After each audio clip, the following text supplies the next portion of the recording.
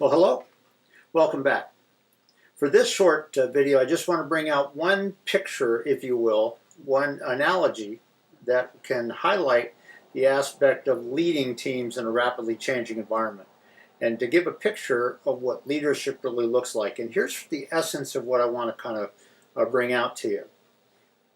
What you do, your actions, how you interact with your people is a lot about leadership, but that's not it. That's too superficial. Let me just point out to you that leadership inside of you without being displayed is worthless. If all you have is some actions out here, but there's no real leadership driving it, it doesn't work as well. So I want to kind of point out the essence that leadership goes much deeper than sometimes people think. It's much more internal to who you are.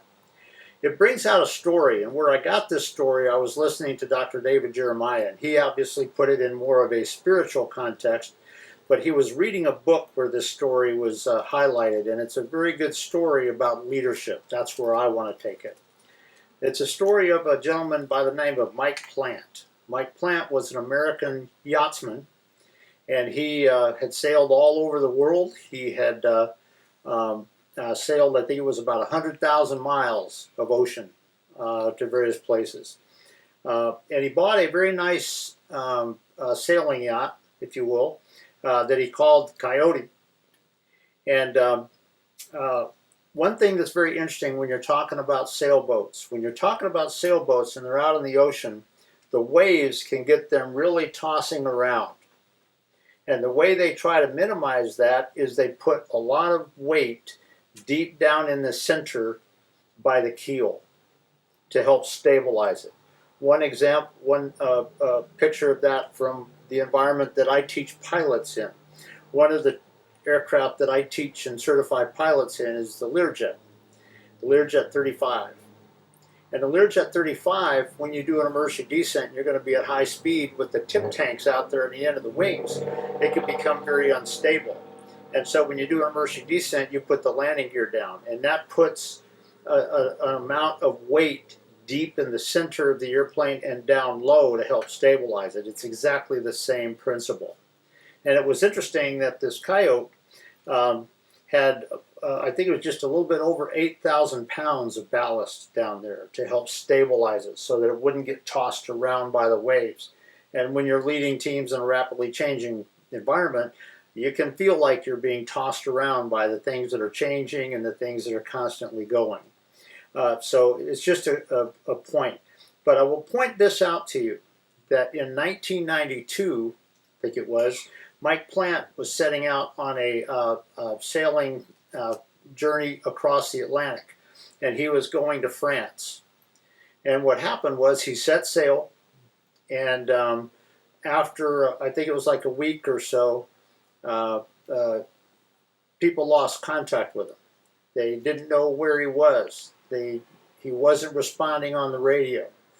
For about a week, or I think it was around a week to 10 days, airliners that would go over the area were listening to emergency frequencies just in case they would hear something from him. They never heard anything, and there was a big search for him.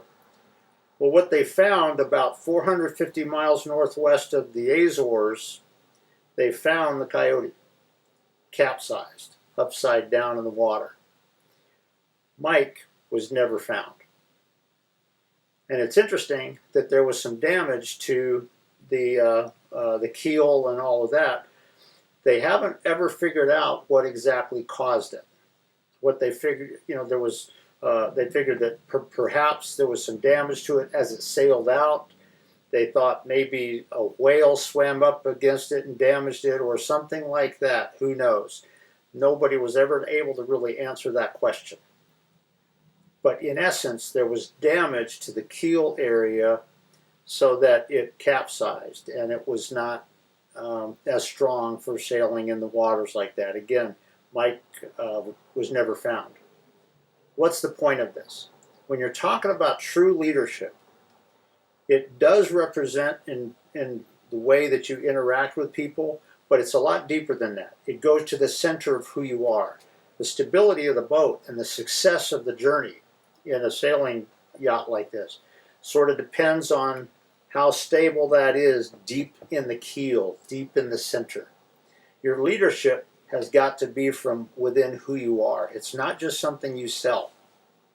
You may have heard me say before that one of the things that is kind of crazy in sales sometimes is people have a tendency to think it's not important who I am, it's just important who I can convince you I am. That's a problem.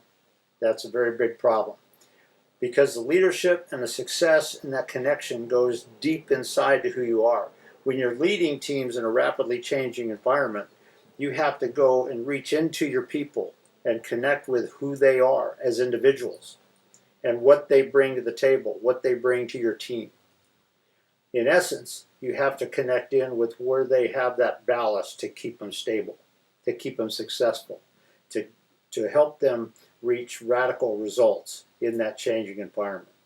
So it's an interesting story, but when you look at leadership, it's more than just what you do. It's not about putting your thumb on somebody's throat and requiring them to do something. It's not about using rules to force somebody to just give in to me.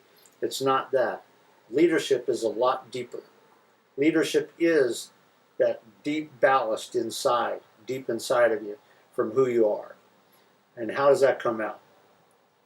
So I just want to leave that with you. When you think about leadership, think about that picture of the yacht. Think about Mike. Again, it was a bad situation, but it does kind of point that out. Like I said, where Dr. Jeremiah found this was in a book that he read. He didn't really say the title, but it was an interesting story, and it does translate to leadership and what that really is. So let me ask you this. Who are you? As a leader, who are you? What's it going to take for you to let that central part of you come out, but in a way that is benefit to reach into the people on your team and connect with their ballast and find out how you build synergy into that? Something to think about, and I'll leave that with you for this week.